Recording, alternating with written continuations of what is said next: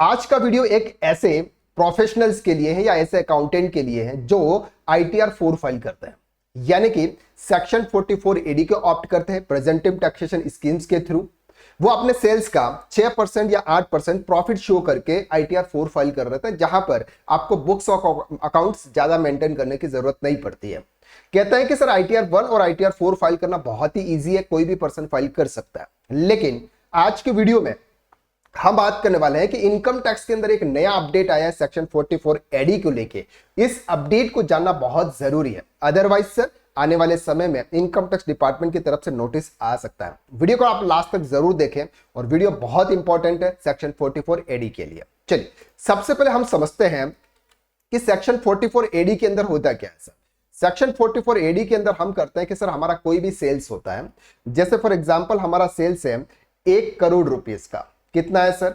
For example हमारा sales है 1 crore rupees का, जिसमें फॉर एग्जांपल हम ये मान के चलते हैं कि सर जहां पर आपको कैश और बैंक रिसिप्ट आपको शो करनी होती है, यानी कि सर 1 करोड़ में आपने कैश में कितना रिसीव किया और साथ में आपने बैंक से कितना रिसीव किया, इसके आधार पर यह डिसाइड होता है कि सर आप कितने परसेंट मिनिमम प्रॉफिट शो करेंगे।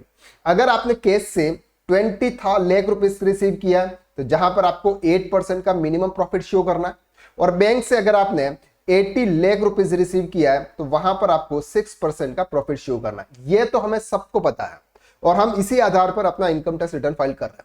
लेकिन यहां पर बात आती है कि सर मेरा 1 करोड़ का टर्नओवर था और मैंने सेक्शन 44 एडी ऑप्ट किया। सेक्शन 44 एडी में मैंने बैंक से पार्टी से रिसीव कर लिए फॉर एग्जांपल 60 लाख रुपीस और कैश में रिसीव कर लिए सर मैंने 10 लाख रुपीस। अभी भी 31 मार्च को 30 लाख रुपीस का जो पेमेंट है ये आउटस्टैंडिंग है, यानी कि सर मेरे डेटर्स अभी तक खड़े हुए हैं।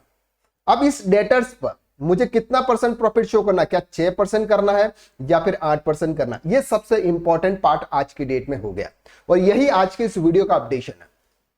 ध्यान से समझना। सर हम रिटर्न फाइल कब करते हैं? फॉर एग्जांपल अगर हम फाइल कर रहे हैं इंडिविजुअल्स की बात करते हैं, इंडिविजुअल्स में ITR 4 की बात कर रहे हैं। ITR 4 अगर बिजनेस कर रहे हैं तो आपके लिए ड्यू डेट है सर 31/8/2024 फाइनेंशियल ईयर 25-26 के लिए। 31/8/2024 से पहले 1 करोड़ रुपीस में से कितना अमाउंट आपके बैंक अकाउंट में आ गया, यह सबसे इंपॉर्टेंट है। आप इस चीज को इग्नोर मत कीजिएगा, बहुत इंपॉर्टेंट अपडेशन है ये कि 1 करोड़ रुपीस में से जब आप इनकम टैक्स रिटर्न फाइल कर रहे हैं तब आपका कितना अमाउंट आपके बैंक अकाउंट में रिसीव हो चुका है, कितना बैंक अमाउंट आपके बैंक अकाउंट में रिसीव हो गया है, उस पर आपको मिनिमम 6% प्रॉफिट शो करना है। क्लियर हो गया? लेकिन सर कुछ अमाउंट आपका अभी तक रिसीव नहीं हुआ है, अभी तक आपका रिसीव नहीं हुआ है, यानी कि डेटर्स के रूप में खड़ा है। कब तक? 31, जब तक आप रिटर्न फाइल कर रहे हो फाइनेंशियल ईयर 25-26 का। उस अमाउंट पर आपको यह मान के चलना है कि सर ये कैश में रिसीव है। क्या मान के चलना है? ये कैश में रिसीव है और उस पर मिनिमम आपको 8% का प्रॉफिट शो करना है। मिनिमम आपको 8% का प्रॉफिट शो करना है। सर एक एग्जांपल के साथ में समझाइए, हमें अभी तक क्लियर नहीं हो रहा है। चलो एग्जांपल के साथ में मैं आपको क्लियर करता हूं। फॉर एग्जांपल मेरा टर्नओवर फाइनेंशियल ईयर 25-26 का 1 करोड़ रुपीस का है। मैं रिटर्न फाइल कर रहा हूं फॉर एग्जांपल 20 जुलाई 2026 को। 1 करोड़ रुपीस में से 20 जुलाई 2026 तक मैं जब इनकम टैक्स रिटर्न फाइल कर रहा था उस समय 75 लाख रुपीस मेरे अकाउंट्स में रिसीव हो गए थे। कहां से रिसीव हुए थे? 75 लाख रुपीस बैंक में आ गए थे।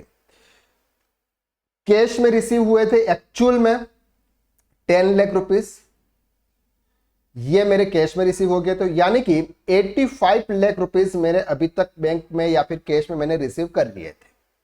जब मैं 20/7/2026 को अपना ITR 4 फाइल कर रहा था उस समय 15 लाख रुपीस अभी तक मेरे अकाउंट्स में या फिर कैश में रिसीव नहीं हुए थे, यानी कि ये डेटर्स का अमाउंट अभी तक था, डेटर्स खड़े हुए हैं। ये मुझे रिटर्न्स के बाद में देंगे, जब मैं रिटर्न्स फाइल किया इसके बाद देंगे। अब मुझे इस पर 8% का मिनिमम प्रॉफिट शो करना, ये आपको ध्यान रखना है। कितना परसेंट? मिनिमम 8% का आपको प्रॉफिट शो करना है। यहां पर आप 6% का प्रॉफिट शो नहीं कर सकते कि ये मेरे बैंक अकाउंट में आएगा, चाहे वो पार्टी बाद में आपके बैंक अकाउंट में क्यों नहीं दे दे। तो ये आपको ध्यान रखना है कि सर इस साल आपका जितना भी टर्नओवर हुआ था उसमें से कितना अमाउंट आपके बैंक अकाउंट में अब तक रिसीव हो चुका है और कितना अमाउंट आपके अकाउंट में मतलब कैश में रिसीव हुआ और कितना अभी तक डेटर्स के रूप में खड़ा है। वो डेटर्स का अमाउंट जो होगा वो आपको ऐसे कैश मानना होगा, चाहे वो पर्सन बाद में आपको बैंक में क्यों नहीं दे दे। तो उस पर आपको कितना परसेंट प्रॉफिट शो करना है, मिनिमम 8% के हिसाब से। आई होप कि ये वाला जो कंसेप्ट है ये आपको इजीली समझ में आ रहा है। तो यहां तक आपको क्लियर हो गया कि सेक्शन 44 एडी के अंदर अगर आपकी बुक्स में ऐसे डेटर्स अमाउंट है, अभी तक आपने पेमेंट को रिसीव नहीं किया हुआ है, तो उस पेमेंट अमाउंट पर आपको मिनिमम 8% प्रॉफिट शो करना। क्लियर हो रहा है? चल, तो ये था सर आज का लेटेस्ट अपडेट ITR 4 के लिए। अगर आप इसी तरह के वीडियोस पाना चाहते हैं, वीडियोस को देखना चाहते हैं, तो चैनल को सब्सक्राइब कर लें, बेल आइकन दबा लें, साथ में अगर आपके कुछ भी डाउट्स है कमेंट करें। तो आज के लिए बस इतना, नेक्स्ट वीडियो में फिर मुलाकात करते हैं, तब तक के लिए thank you so much, have a nice day.